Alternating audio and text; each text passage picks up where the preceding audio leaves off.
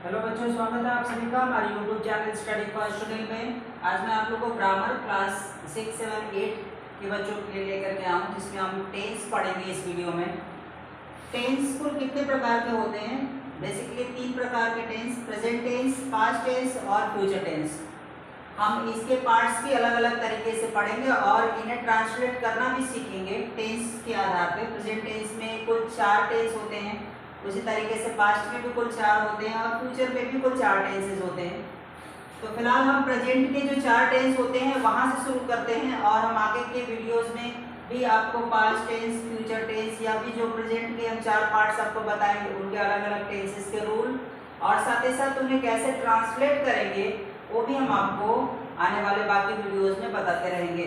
फिलहाल present tense शुरू करते हैं।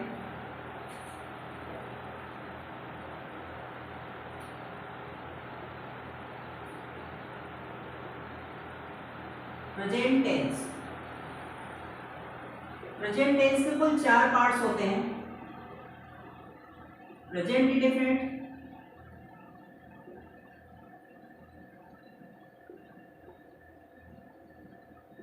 प्रेजेंट इंडेफिनिट टेंस को हिंदी में वर्तमान अनिश्चित काल,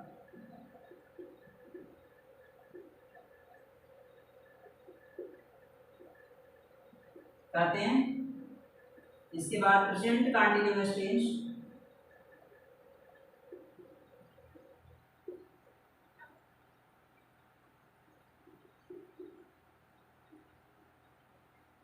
से हिंदी में वर्तमान अपूर्ण काल कहते हैं। तीसरा प्रेजेंट परफेक्ट टेंस, इसे हम वर्तमान पूर्ण काल कहते हैं हिंदी में।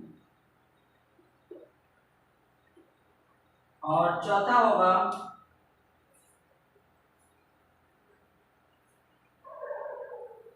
यहां लिख देते हैं चौथा, प्रेजेंट परफेक्ट कंटीन्यूअस टेंस, जिसको हिंदी में वर्तमान पूर्णापूर्ण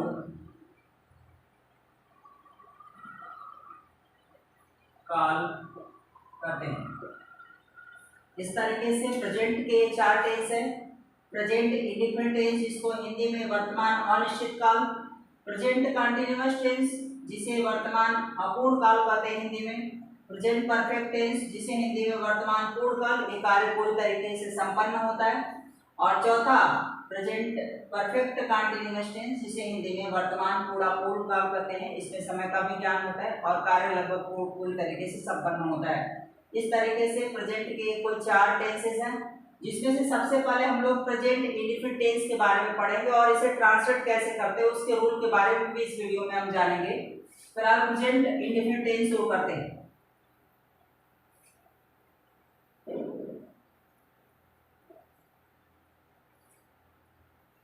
पहला प्रेजेंट इंडेफिनिट टेंस,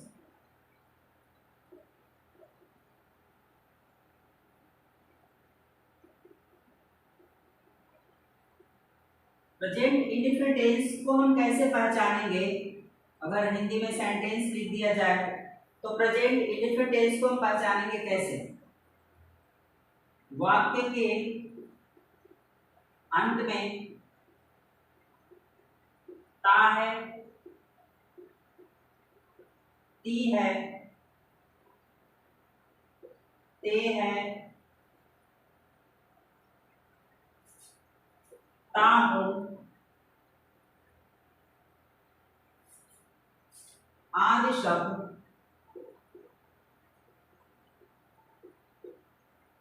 आते हैं। अगर किसी भी हिंदी वाक्य के अंत में ता है, ती है, ते है, ताहू शब्द आते हैं तो इसका मतलब वो प्रेजेंट इंडेफिनिट टेंस है। प्रेजेंट इंडेफिनिट टेंस हो, चाहे प्रेजेंट कंटीन्यूअस टेंस हो, चाहे प्रेजेंट परफेक्ट टेंस हो, चाहे प्रेजेंट परफेक्ट कंटीन्यूअस टेंस हो, या पास्ट के भी कोई टेंस या फ्यूचर के भी कोई भी टेंस में आप अगर पढ़ेंगे तो कुल 3 प्रकार के सेंटेंस पढ़ने होंगे। वो 3 सेंटेंस होंगे अफर्मेटिव, नेगेटिव और इंट्रोगेटिव। तो सबसे पहले हम लोग प्रेजेंट इंडेफिनिट टेंस में कौन सा सेंटेंस पढ़ेंगे? Affirmative sentence.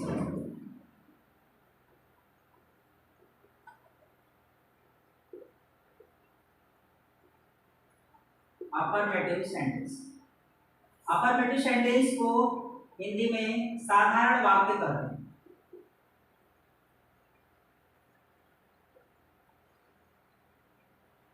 इसे पॉजिटिव सेंटेंस भी कहा जाता है। अफर्मेटिव सेंटेंस को पॉजिटिव सेंटेंस भी कहते हैं, या इसे हम सिंपल सेंटेंस के नाम से भी जानते हैं, क्योंकि इसमें नॉट शब्द नहीं आता है और इंट्रोगेटिव से कोई लेना देना नहीं है। फिलहाल इसके रूल क्या होंगे? सब्जेक्ट यदि सिंगुलर है, सब्जेक्ट यदि सिंगुलर है तो मेन वर्ब के फर्स्ट फॉर्म में यस या ईएस लगाएंगे। कहीं भी वर्ब में यस लगता है तो कहीं ज्यादातर ईएस भी लगता है, और बाद में अदर्स रहेगा। यदि सब्जेक्ट प्लूरल है, सब्जेक्ट यदि प्लूरल है तो वर्ब का फर्स्ट फॉर्म में लिखेंगे, इसमें यस या ईएस नहीं लगाएंगे, और अदर्स लास्ट में। अदर्स में आपके पास ऑब्जेक्ट और बाकी चीजें भी आती हैं जो कि लास्ट में हो जाएंगी।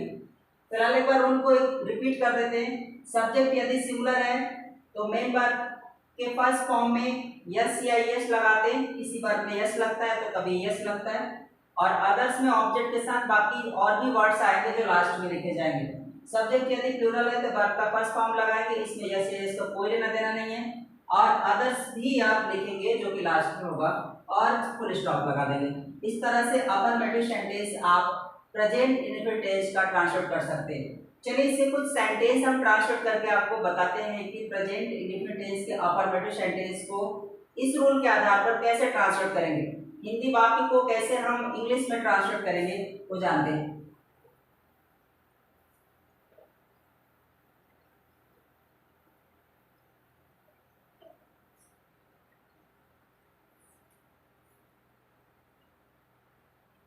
राम जाता है। पहले तो हमें ये कंफर्म करना होगा कि ये सेंटेंस जो है ये प्रेजेंट इंडेफिनिट टेंस का अफर्मेटिव है कि नहीं। अफर्मेटिव इसलिए क्योंकि ये इसमें नॉट शब्द नहीं आया कहीं भी, और इंट्रोगेटिव तो है नहीं, तो क्वेश्चन मार्क लगानी है। लास्ट में ता है शब्द आया है तो ये प्रेजेंट इंडेफिनिट टेंस है, मतलब सब कुछ क्लियर है। तो हम इसे ट्रांसलेट कैसे करेंगे? तो सबसे पहले हम सब्जेक्ट के पास आते हैं। सब्जेक्ट यहाँ पे राम है। राम सिंगुलर होता है, सिंगुलर सब्जेक्ट हम यहाँ पे साइड में आपको लिख देते हैं। सिंगुलर सब्जेक्ट और plural subject.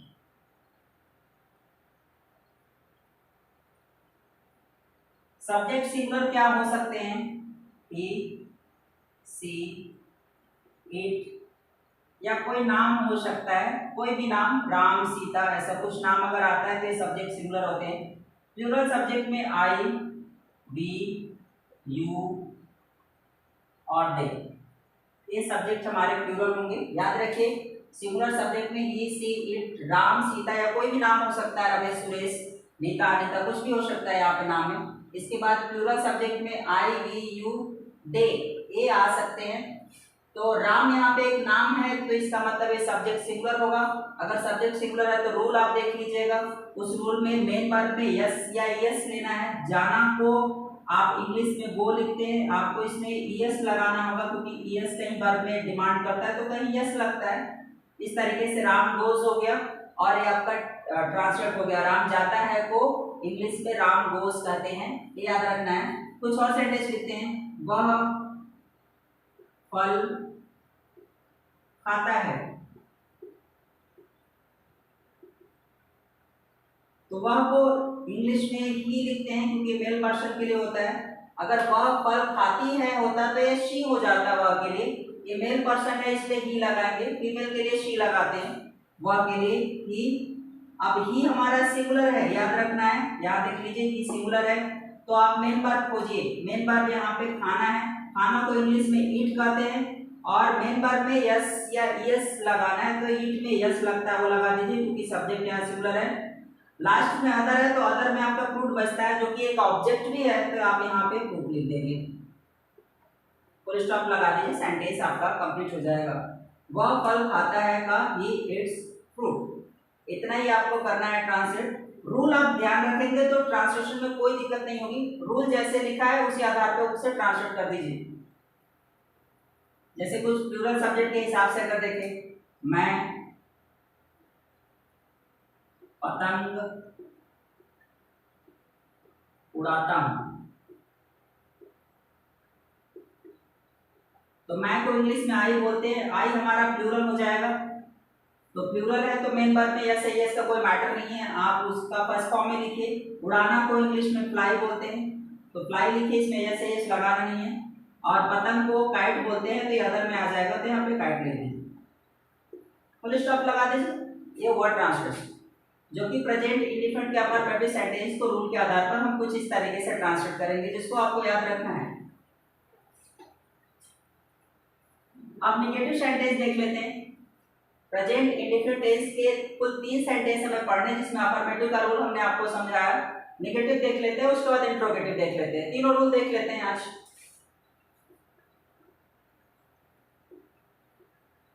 Negative sentence, negative sentence को नकारात्मक वाक्य कहते हैं।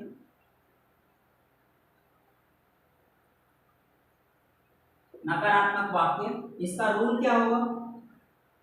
सब्जेक्ट यदि सिंगुलर है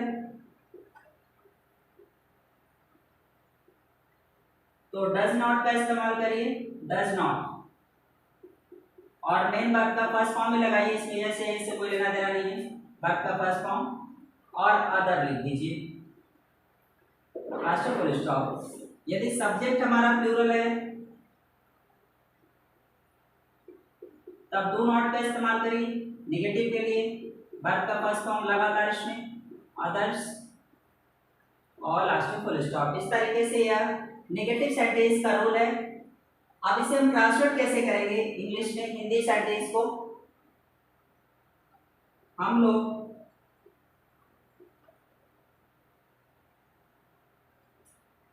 पुस्तक नहीं पढ़ते हैं। यहाँ पे देखिए नई शब्द आया, और हम लोग यहाँ पे वी हो जाएगा, हम लोग को वी कहते हैं, और वी प्लूरल है, जो जैसा कि मैंने कॉलम में लिखा था। तो आप प्लूरल है तो आप किसका इस्तेमाल करेंगे? प्लूरल सब्जेक्ट के हिसाब से चलिए, तो डू नॉट का इस्तेमाल करेंगे, डू नॉट। वर्ब का फर्स्ट फॉर्म लिखेंगे तो वर्ब पढ़ना है, पढ़ना को इंग्लिश में रीड कहते हैं, डू नॉट रीड। अब क्या नहीं पढ़ने की बात हो रही है? पुस्तक, तो पुस्तक को इंग्लिश में बुक कहते हैं, जो कि अदर होगा, लास्ट में फुल स्टॉप लगा दीजिए। कुछ इस तरीके से आप नेगेटिव सेंटेंस को ट्रांसलेट करेंगे। एक दो और देख लेते हैं। राधा फूल नहीं तोड़ती है।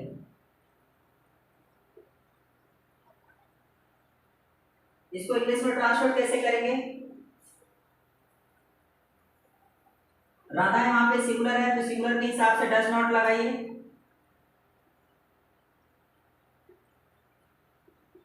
सिंगुलर के हिसाब से डज नॉट, तो राधा पहले लिख देते हैं, राधा डज नॉट। तोड़ना को इंग्लिश में क्या कहते हैं? वर्ब का फर्स्ट फॉर्म लेना है, तोड़ना को प्लक बोलते हैं, और फ्लावर। कुछ इस तरीके से प्रेजेंट इंडेफिनिट टेंस के नेगेटिव सेंटेंस को ट्रांसलेट करेंगे इंग्लिश में। इंट्रोगेटिव देख लेते हैं। इंट्रोगेटिव सेंटेंस,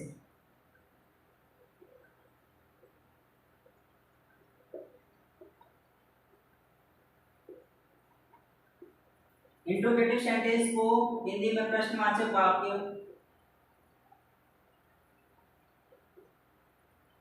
कहते हैं।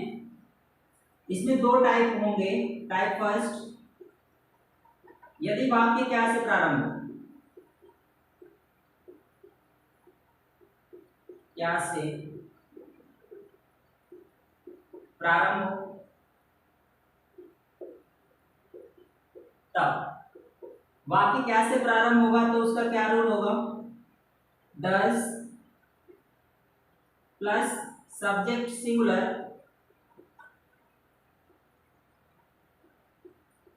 नॉट का प्रयोग आप तब करेंगे जब इंट्रोगेटिव में नेगेटिव वर्ड आएगा, वर्ब का फर्स्ट फॉर्म अदर और लास्ट में क्वेश्चन मार्क लिखेंगे क्योंकि इंट्रोगेटिव सेंटेंस है। डू सब्जेक्ट प्लूरल नॉट का इस्तेमाल आप फिर से तभी करेंगे जब इंट्रोगेटिव में नेगेटिव आ जाए, वर्ब का फर्स्ट फॉर्म अदर्स लास्ट में क्वेश्चन मार्क। इसे ट्रांसलेट कैसे करेंगे वो भी देख लेते हैं। टाइप 1 में क्या वह सब्जी लाता है, तो यह वह शब्द आया है, वह आपका सिंगुलर होता है ही के लिए, तो डज का इस्तेमाल करें इस रूल के आधार पर, डज ही।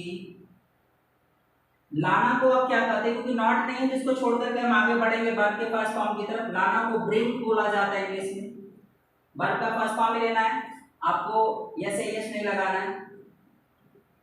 और सब्जी लाने की बात की जा रही है तो वेजिटेबल।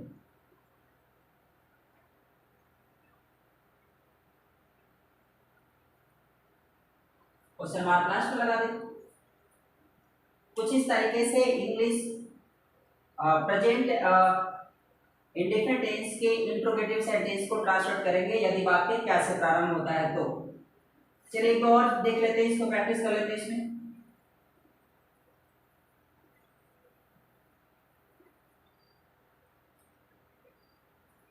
क्या वे कपड़े साफ करते हैं, तो वे यहाँ पे प्लूरल हो जाता है, तो ये डू लगाइए क्या के लिए, डू दे। अब वर्ब का फर्स्ट फॉर्म है क्योंकि नॉट नहीं लगाना है आपको, तो वर्ब का फर्स्ट फॉर्म वॉश, कपड़े को क्लॉथ्स, ये प्लूरल फॉर्म है तो क्लॉथ्स लगा दीजिए और लास्ट में क्वेश्चन मार्क दे दीजिए।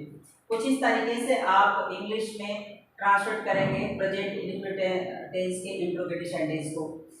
टाइप 1 में टाइप 2 देख लेते हैं। टाइप 2 का क्या रूल है,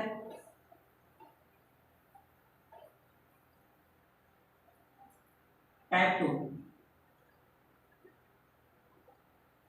यदि प्रश्नवाचक शब्द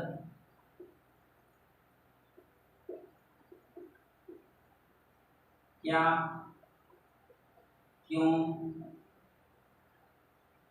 कब, कहाँ, कैसे इत्यादि वाक्य के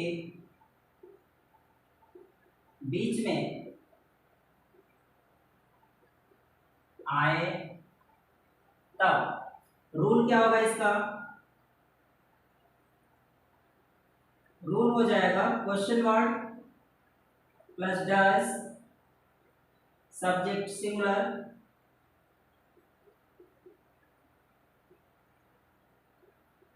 नॉट का इस्तेमाल आप तभी करेंगे जब इंट्रोगेटिव में नेगेटिव शब्द आ जाए, वर्ब का फर्स्ट फॉर्म अदर्स लास्ट में question mark. Q W plus do plus subject plural not का इस्तेमाल एक बार फिर से आप तभी करेंगे जब इंट्रोगेटिव में नेगेटिव आए, वर्ब का फर्स्ट फॉर्म अदर्स लास्ट में क्वेश्चन मार्क। चलिए एक बार फिर से रूल को रिपीट कर देते हैं। यदि प्रश्नवाचक शब्द क्या, क्यों, कब, कहाँ, कैसे इत्यादि शब्द यदि वाक्य के बीच में कहीं भी हिंदी वाक्य में आते हैं तो उसको ट्रांसलेट कैसे करेंगे इंग्लिश में। क्यू डब्ल्यू का मतलब क्वेश्चन वर्ड होता है, जैसे इंग्लिश में क्या को क्या बोलते हैं व्हाट, क्यों को व्हाई, कब को व्हेन, कहाँ को वेयर, कैसे को हाउ। अगर इस तरीके के वर्ड अगर आप यूज करते हैं तो क्यू डब्ल्यू का मतलब यही होता है। डज का इस्तेमाल आप तब करेंगे क्यू डब्ल्यू के बाद जब सब्जेक्ट सिंगुलर होगा, यहाँ डज लगाएंगे। नॉट का इस्तेमाल तब आप करेंगे जब इंट्रोगेटिव में नेगेटिव वर्ड आते हैं, वर्ब का फर्स्ट फॉर्म और अदर्स लास्ट का क्वेश्चन मार्क। कुछ इसी तरीके से कीवर्ड्स यहाँ भी। डू का इस्तेमाल तब करेंगे जब सब्जेक्ट प्लूरल हो। नॉट का इस्तेमाल एक बार फिर से तभी करेंगे जब इंट्रोगेटिव में नेगेटिव वर्ड आ जाए, वर्ब का फर्स्ट फॉर्म, अदर्स और लास्ट में क्वेश्चन मार्क। इसे ट्रांसलेट कैसे करेंगे वो भी देख लेते हैं।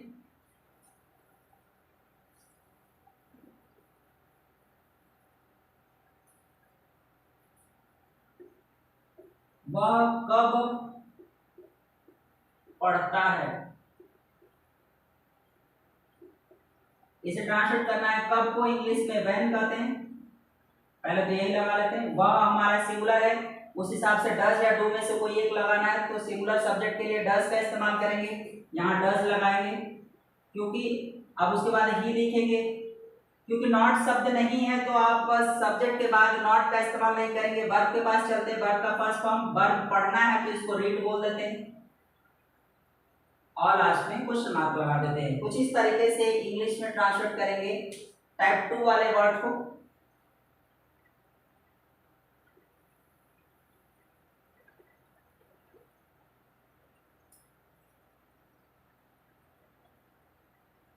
मैं अपना कार्य कैसे करता हूं, तो कैसे को हाउ बोला जाता है, हाउ लिखेंगे। मैं यहाँ पे प्लूरल है तो आप प्लूरल के हिसाब से चलेंगे, प्लूरल का रूल है डू लगाइए, यहाँ डू कर देते हैं। सब्जेक्ट प्लूरल आपको यूज करना है, तो आई मैं के लिए। नॉट का इस्तेमाल आप फिर से एक बार नहीं करेंगे क्योंकि यहाँ पे सेंटेंस में नॉट शब्द नहीं आए हैं। तो आगे बढ़ते हैं, यहाँ पे वर्ब का फर्स्ट फॉर्म चाहिए, तो वर्ब क्या है, करता हूँ, डू। अपना है तो अपना, आई के लिए अपना का मतलब माई हो जाता है, ही के लिए अपना हिज होता है, सी के लिए अपना के लिए हर लगाते हैं, दे के लिए अपना जो आता है देयर लगाते हैं। कुछ इस तरीके से होता है अपना शब्द जब इस्तेमाल करते हैं, तो आई के लिए अपना शब्द के लिए माई इस्तेमाल करते हैं। I do my work, work के लास्ट में लिखेंगे क्योंकि अदर्स में आता है, क्वेश्चन मार्क लगा देंगे। कुछ इस तरीके से आप ट्रांसलेट करेंगे प्रेजेंट इंडेफिनिट टेंस के इंट्रोगेटिव सेंटेंस के टाइप नंबर 2 को, जिसका रूल हमने आपको नीचे लिख रखा है और सेंटेंस भी कुछ हद तक हमने ट्रांसलेट करके आपको समझाने का प्रयास किया है। इस तरीके से हमारा इस वीडियो में प्रेजेंट इंडेफिनिट टेंस खत्म हो रहा है। रूल के साथ हमने कुछ एग्जांपल दिए हैं, आप घर पे इसे प्रैक्टिस करेंगे तो मुझे लगता है इसे बेहतर आप कर पाएंगे। फिलहाल ये वीडियो आपको पसंद आया हो तो इसे ज़्यादा से ज़्यादा लोगों में शेयर करें, लाइक्स करें, सब्सक्राइब करें और कमेंट सेक्शन में जाकर कमेंट्स करें। जो भी दिक्कत आती है ट्रांसलेशन में उसे आप कमेंट सेक्शन में जाकर के कमेंट्स करेंगे तो उस चीज़ को हम इम्प्रूव कर देंगे यहाँ पे। और साथ ही साथ बेल आइकन को जरूर दबाएं ताकि आने वाले सभी वीडियोस के नोटिफिकेशन, जो ग्रामर में आपका टेंस हमने शुरू किया है आज, इसका बारी बारी से आपको नोटिफिकेशन मिलता है। हाँ, एक चीज और, आपको जब मैं टेंस इसमें पढ़ा रहा हूँ तो आप कोई भी वीडियो मिस ना करिएगा क्योंकि टेंस एक क्रम से चलेगा। आने वाले वीडियोस में भी हम आपको टेंस पढ़ाएंगे। प्रेजेंट इंडेफिनिट आज खत्म हुआ है, कल हम प्रेजेंट कंटीन्यूअस के वीडियोस डालेंगे, परसों प्रेजेंट परफेक्ट का वीडियोस डालेंगे। कुछ इस तरीके से हम बाकी टेंसेस के भी वीडियोस डालते रहेंगे। ये कुछ दिन आपका चलेगा, तो एक भी वीडियोस जो है टेंस का मिस मत करिएगा, आराम से पढ़िए, आपको सब कुछ समझ में आएगा। फिलहाल के लिए इतना ही, शुभ रात्रि।